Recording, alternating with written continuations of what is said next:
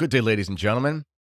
I'm here to tell you today, as I like to make new friends always, the spirit of Vatican II leads to apostasy, and I'm going to explain to you why.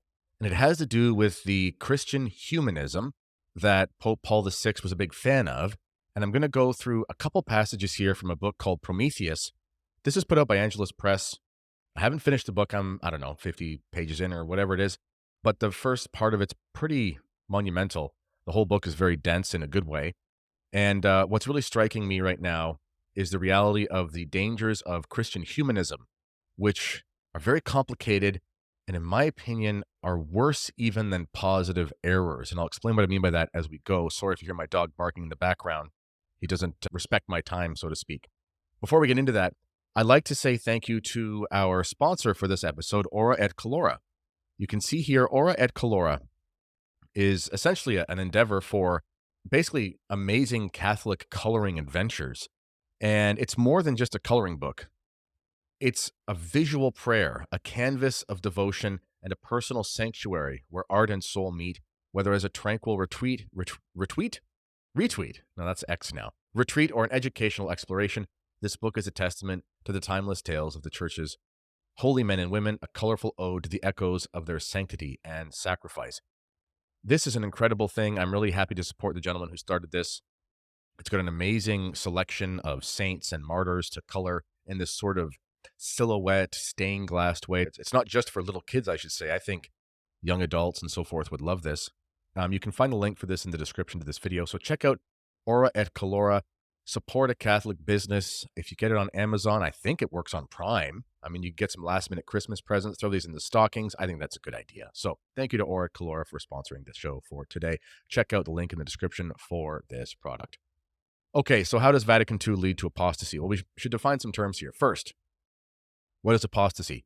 Apostasy, let's speak in layman terms here. It means giving up your religion. It means leaving the faith. In some ways, it's heresy, but it's very different. A heretic in the real formal sense is someone who really believes an error. So Martin Luther was a heretic. A Protestant pastor who rejects Catholicism is a real heretic, knowingly is going to reject it. There's a distinction to be made between positive error and sort of accidental error. So someone's in ignorance because of what they're taught and they believe a heresy. There's a state of material heresy there. Are they a formal heretic? Well, that does happen at a certain point when they assent to the heresy. That's a whole other conversation for another day. I did cover that in my episode, No Salvation Outside the Catholic Church. It's a few podcasts back. It's 3 hours long. If you want to listen to it on YouTube, you can. It's also available on Spotify or whatever. And we go into ignorance is not bliss. Just because someone doesn't know they're in error, it's not like love that covers a multitude of sins. Ignorance does not cover a multitude of sins. You can't be in error, even if accidentally, and be saved. That has to be understood correctly, and I talk about that in my podcast. But nonetheless, there is such thing as a formal heretic, which is someone who really is convinced about their errors. An apostate is someone who leaves religion, who leaves the faith. So, we would say things like so-and-so is a lapsed Catholic. In some sense, so-and-so is something like a material apostate. He may have never repudiated the faith publicly. He may have never, pinched incense to Caesar explicitly, but he just gave up on religion, doesn't go to church anymore by his own decision, and just rejects being Catholic, at least in his actions. That's a type of apostasy. Even if there's a capital A apostasy and a small a apostasy, it's kind of in that spectrum, if that makes sense. Well, how does Vatican II have to come into this? Well, the real problem with Vatican II is the spirit of Vatican II. And this word, spirit of Vatican II, and yeah, I'll continue. I shouldn't do too many tangents. You always hear about this whole spirit of Vatican II. Well, that's a false spirit of Vatican II. That's the, what is the real spirit of Vatican II? People love to point out when traditionalists will comment on the Second Vatican Council and they say, well, that's the false spirit of Vatican II. It's like, okay, well, what's the real spirit? I've been trying to get an answer for this. What is the real spirit of Vatican II? Well, maybe we should look to Pope Paul VI, because it's also kind of a crazy question. Like, what's the spirit of Vatican II? I don't know. Isn't it supposed to be Catholicism? I guess we understand. I know we can understand this in a very symbolic sense. Like, there was a spirit of counter-reformation that was part of the Council of Trent. Okay, I get that. But when you read the documents of the Council of Trent, there's no danger of like a false spirit. It's just, you know, if so and so believes this heretical doctrine, let him be anathema. It's very simple. It's impossible to like misinterpret the Council of Trent unless you're really, really trying. Vatican I, very similar. I know people like to talk about a false spirit of Vatican I. My friend Tim Flanders did. And that's true. There is a false spirit of Vatican I where people sort of view the Pope as like a divine oracle. But when you actually read the text, the reason why we can say it's a false spirit is because the text doesn't actually support that. It's very clear about true obedience. It's very clear about the limits of papal infallibility. You know, people not knowing what they're talking about and just sort of spouting off this idea of infallible. That's a problem. That's really a problem of ignorance. But I don't know if that's the same problem with the Second Vatican Council, because when you read the documents, this whole, spirit of Vatican II, which we're told isn't the real Vatican II, it seems to be pretty clear there in the documents. And I believe, and this book makes a really strong case for it, it's called Prometheus, The Religion of Man by Father Calderon. It was published 13 years ago, I think, in Spanish, but it's available in English now in the last couple of years. The real spirit of Vatican II is a spirit of humanism. And as I said, I think we can actually look to something Paul VI said. So don't take my word for it, take his. So I'm going to read a short passage here. And this was Paul VI's discourse at the closing session of the Second Vatican Council. So this is the Pope talking about the council and kind of what he thinks about the council. I mean, if we're supposed to follow the Pope, then maybe we should look at this. I mean, if people are coming at me because I'm a schismatic and blah, blah, blah. And it's also interesting that Pope Paul VI here is quoting Jacques Maritain, who is on the one hand very traditional, on the one hand very progressivist and humanist and modernist. There are two Jacques Maritain, they say. Depends on which one you're reading on which day. But here's what Paul VI says. He says, our humanism, his words, becomes Christianity. Our Christianity becomes theocentric, so much so that we can also affirm that to know God, it is necessary to know man. Let's just pause there. It is possible to understand this in a not heretical sense, in fairness. To know God is to know man. Okay, we're made in his image. There's a reality there for sure. Would not this council then, which has concentrated principally on man, so that's a kind of important thing. This council is concentrated principally on man, which means the council did not concentrate principally on God by the admission of the Pope. So let's just keep that in mind as we continue here.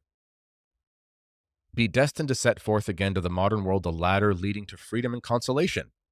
What kind of freedom? I don't know. Would it not be, in short, a simple, new, and solemn teaching to love man in order to love God? To love man, we say, not as an instrument, a means, but rather as the first step, an end toward the highest. Transcendent goal, the beginning and reason of all love. And so this entire council, so this is Paul VI, this entire council, so don't at me, Vatican II bros saying I'm not representing Vatican II properly, I'm just reading the Pope here. This entire council may be reduced to its definitive religious significance, which is none other than a powerful and friendly invitation to the humanity of today and to find God once more through the path of brotherly love. So I'll repeat that. This entire council may be reduced to its definitive religious significance, which is none other than a powerful and friendly invitation to the humanity of today to find God once more through the path of brotherly love. So the entire council is reduced to this spirit of fraternity. Does this sound like Pope Francis? People think Pope Francis is really liberal. Pope Francis is not really that much different than Paul VI. Okay, so let's continue here. Some actual citations from Gaudium et Spes that are in line with this, one of the documents from Vatican II. The writer says, if we read Gaudium et Spes in light of these warnings, the explicitness of the personalist concept on which its doctrine is founded may well surprise us. All the errors of this way of thinking are exposed there. But for now, let us only look at what it does to the ideal of our final end. So our final end must be God, not man. Okay? And if we look at, which document is this? It's from Gaudium et Spes as well. This is number 25. It says, the principal subject and end of all social institutions is and must be the human person. Is that true? The principal subject and end of all social institutions is and must be the human person? So the beginning and the end is the human person. The Alpha and the Omega is the human person and not Christ. This is very much in contrast to the tradition of the church. Again, we can't say this is, you make an argument, but I'm not even arguing here that it's an official heresy. I'm just saying that it causes a certain reaction which will lead to apostasy, which we'll get to. And let's continue here. He says, after a long, he's joking here. He says, after a long everything in that document is long talking about Gaudium et Spes, status questiones, the explanation begins with these phrases. Believers and unbelievers alike generally agree on this point. All the good things on earth must order themselves to the service of man, center and summit of them all. Let's read that again. All the good things on earth must order themselves to the service of man, center and summit of them all. Doesn't that sound kind of like the Tower of Babel? Continues. This is from Gaudium et Spes. The Bible teaches us that man is being created in the image of God, with the capacity to know and love his Creator, and who has been constituted by God as Lord of all visible creation to govern and use it, glorifying God. That's chapter 12 of that document, or paragraph 12. So man is center and summit, Lord and governor of all creation. Are these not the titles which we usually ingenuously attribute to God? So what this leads to is an anthropocentric inversion in what we would call the conciliar magisterium.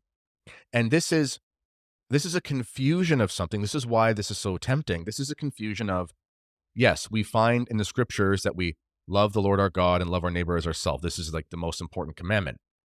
But the first part and the greatest of this commandment is to love God, and love of neighbor is second, and it's only like unto the first, because our neighbor is not the final goal, but an intermediate one, and is loved only through God. So we can't love our neighbor unless we love God first.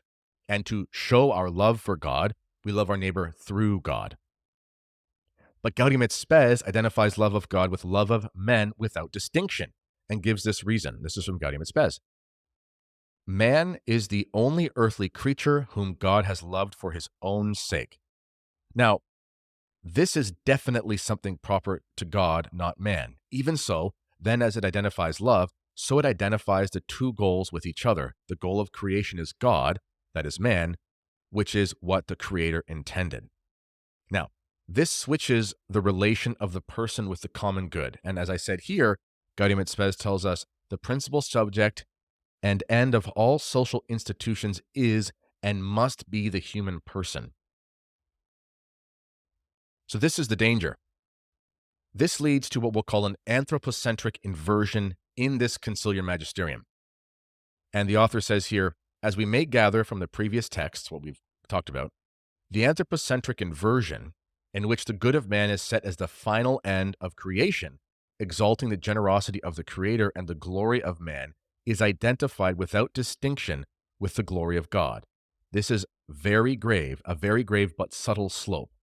And what he goes on to talk about is, this is not an explicit heresy, but the problem is that this manifests without necessarily explicit words or in explicit ways, but rather in its general spirit and its consequences.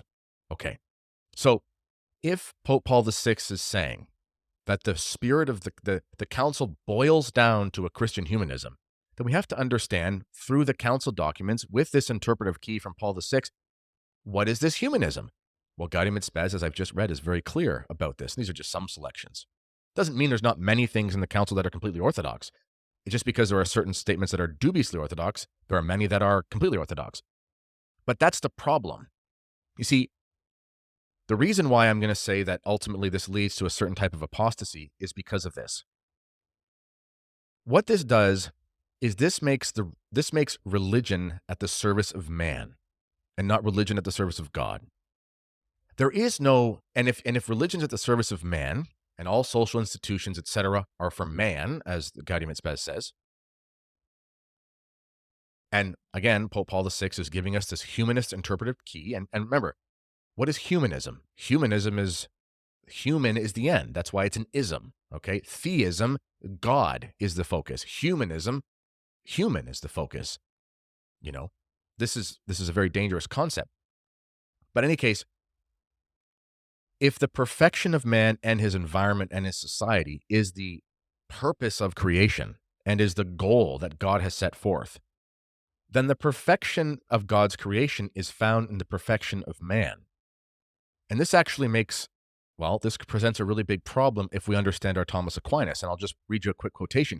Here's another part where the author says something very important. He says, in identifying the glory of man with the glory of God and setting it up as the end simpliciter of creation, so this purpose, the creator is subordinated to the creature. For he who sets himself to seek a good as an end in itself is seeing in that good his own perfection. This is very Thomistic, and I'll read the citation here from Thomas Aquinas. This is from the first part of the Summa. The essence of good consists in something being desirable. So, something is desirable insofar as it is good. The philosopher says in Ethics that good is that which all desire. So, all desire good according to Thomas Aquinas. It is evident that something desirable is so insofar as it is perfect. So, the more perfect, the more desirable, because all desire their own perfection. So we desire the perfections, we desire to enter into the perfections of things because it's part of an implicit desire for our own protection or perfection. So he continues, from which it follows that if God should promote his extrinsic glory as an end in itself, so God's creation is his extrinsic, his external glory, and not his own intrinsic goodness, this would imply that for God, his creation would be an added perfection that would make him better. This is impossible to make God better. Because always and necessarily the end simpliciter is the perfection of the agent, and if there are two different entities, the agent is subordinated to the end as such. So if the end of creation is man, and God desires the perfection of man as man, we go back to this citation from Aquinas, this causes us reasons to, have a grave reconsideration. He goes and says, hence applying to God an end distinct from his own goodness is to imply and declare that God is not God. What does that mean? If we understand the logic of this, that we desire the perfection of another because we desire our own perfection, then if we confuse these ends, this seems to present to us that there is a reality where the perfection of God is to be found in his creature and not in himself. That's a really big problem because that makes God subordinate to his creature, which is a complete inversion. And this is why ultimately this leads to an apostasy. Because how do we define the perfection of man apart from becoming God in the sense of theosis, of possessing God, of being partakers in the divine nature in the beatific vision? It is impossible to have man perfected on earth for many reasons. The only way man can be perfected is in heaven, is through sanctifying grace, is through partaking in the divine nature, is through all these, things that will happen to us, God willing, if we're saved. Therefore, man cannot be perfected as man without being subordinate to God. Therefore, all of our institutions and all of our efforts must have God as the center of all functions and activities. And then man must come second and be loved in a divine sense for the sake of God. And what the spirit of Vatican II, the spirit of humanism, does is it tends to flip this thing on its head. And this is why it leads to an apostasy, because here's the thing. In fact, Anthony Fauci, there's some quote going around from him. And he basically said, I don't practice religion anymore because my ethics are so strong. Now, he's obviously a sociopath and has a messianic complex.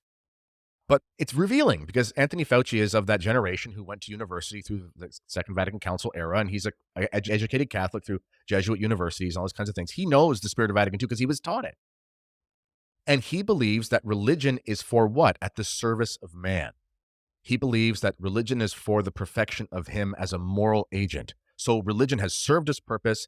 Anthony Fauci has been perfected, obviously not, but he believes he has, and therefore he no longer needs religion, which means he no longer needs God, because in this theological inversion, God is subordinate to the creature. It's a little bit complicated, but the consequences of this are, most people who stop going to church as Catholics, most of them, they don't go to other religions. They don't become heretics, they become apostates. Or at least, again, lapsed Catholics are basically material apostates. Most Catholics and just stop going to Mass and just stop being religious altogether. This is because if the spirit of the council in this new age of humanity, as Paul VI would like to say, is ultimately the perfection of man and all institutions are for him, well, if man deems himself no longer needing religion, then who's to say he does? Because it's about him and not about God. And this line is completely arbitrary. And this is why we see this continual rise of the nuns, right? This religious group where they don't believe in anything. This is a result of the spirit of Vatican II.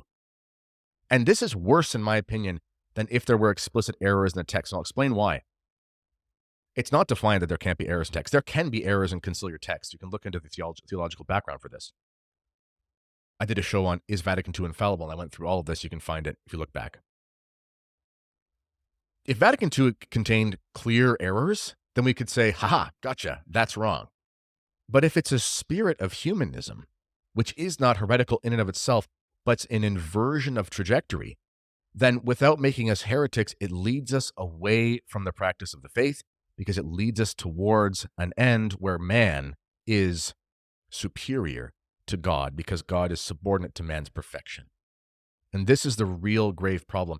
And this is why when you talk to people who have been formed in Catholic institutions, they're basically liberals or apostates, their mind is essentially logically impenetrable to the truths of religion because they have had this understanding for 50 years that the point of religion is the perfection of man. So through pride, we find ourselves to be perfected, and therefore we find ourselves to be in no need of religion because I'm good, as Anthony Fauci would say. I don't need to go to church because I'm a good person. This is only a concept that someone could have if they believed religion was about them and not about God. And Gaudium et Spes is very clear with this trajectory. And Paul VI is very clear that humanism is the spirit of the council. So the true spirit of Vatican II seems to me a spirit of humanism that leads to apostasy. Maybe I haven't explained it perfectly. I'll probably do more videos on this as I read this book more, but I hope that makes sense. And ladies and gentlemen, as always, let me know what you think in the comments. This has been the Kennedy Report. Until next time, God bless.